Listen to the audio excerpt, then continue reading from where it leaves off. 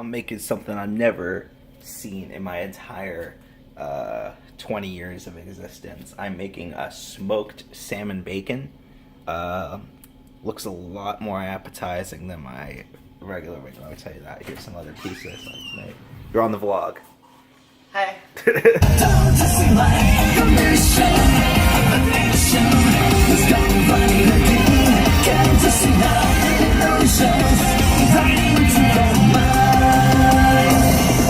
Deja vu.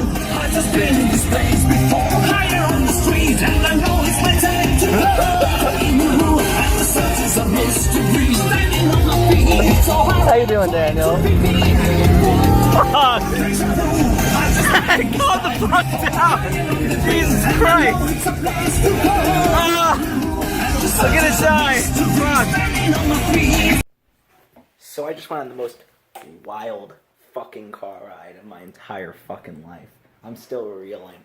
But, I don't think he's ever been on the vlog, so I'll explain to you. This is this legendary figure in the Chabad vlog lore named Matthew Cohen. Yeah, he's a Kohen, so he has high status at Chabad. But, yeah, so I hitched a ride home with him. Jordy wasn't here this week. And, so it's me, Daniel, you know Daniel, me, Daniel, and Matthew Cohen in this fucking car, in his car. And he starts blasting Deja Vu, and he speeds out of the Chabad parking lot down into the Midtown streets, and speeds right past a group of cops who shine their lights on him.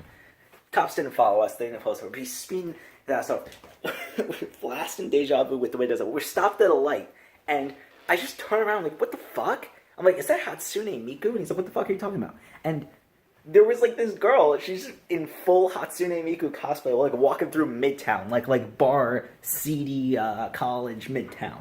And he's with the girl, I think it was Luca, I couldn't tell, some pink-haired character.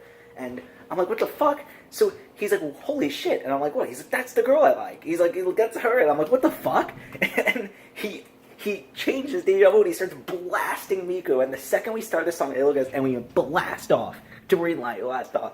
It was fucking hilarious. It was insane. I'm reeled, man. I'm reeled. I know you can't see shit, but I'm watching I Love You, Man, and I wanted rewatching for the third or fourth time. And I wanted to use this as a point. It's too dark. Let me get a little. I want to use this as a point to get into a topic. My unabashed love for Judd Apatow movies. I don't know, there's just something about Judd Apatow's movies that I can just watch them, unlimited times and never get bored. Whenever, I'm bored and I can't find anything to watch, it's always, just throw on a Judd Apatow movie. I mean, my personal favorite of all time, if this counts as a Judd Apatow movie, is Superbad. It's part of that, Judd Apatow universe, I guess, so to say, so, you could throw it in there. Superbad's one of my all-time favorite movies, It's probably tied for my favorite movie of all time. One of my biggest influences creatively and comedically. But that's not even, that's the cream of the crop there. But movies like Forgetting Sarah Marshall, I Love You, Man, Knocked Up. Oh my god, I'm blanking right now. What's the one? The one with Adam Sandler. Fuck. The one with Adam Sandler and Seth Rogen. I really love The Night Before. I don't even know if that's by Judd Apatow. Just that whole spectrum of movies. I just love them. And they're just so entertaining and so just easy to watch and throw on in the background. Watch when you're bored, watch when you're tired. Judd Apatow is great. He always knows when to make you, put you in a good mood. It just gets you, it's never a depressing, really, really sad. I mean, you could argue that, I'm blanking on the movie title. God, the one with Adam Sandler. Oh my god. I don't know why I'm blanking. But if you're a Judd Apatow fan, you know what I'm talking about. 40-Year-Old Virgin also. They're never depressing. They're always just a nice romp that you can go through and enjoy yourself, have a couple of laughs. Just something fun to watch. And that's why I love Judd Apatow movies. So it's 4 a.m. on a wow, I haven't talked out loud in hours, but it's 4 a.m. on a on Friday night. Well, technically it's Saturday right now. I have to wake up at like 10:30ish. But aside the fact, so I was trying to watch some old vlogs to help me fall asleep, like I tend to do sometimes. And I decided I just binged the entire DC arc of the vlog. If you don't remember, the DC arc is back when I lived in DC for a semester during the vlog season 3. And, I just thinking about like how much I miss DC. And like, don't get me wrong, I have great friends here, and I'm really enjoying myself here.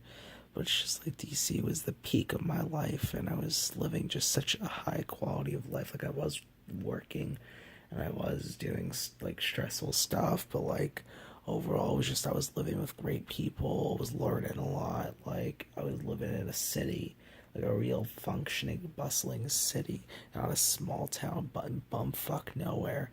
And I met great new people that I'll be friends with for the rest of my life. Like, just so many characters, and I feel like the only way.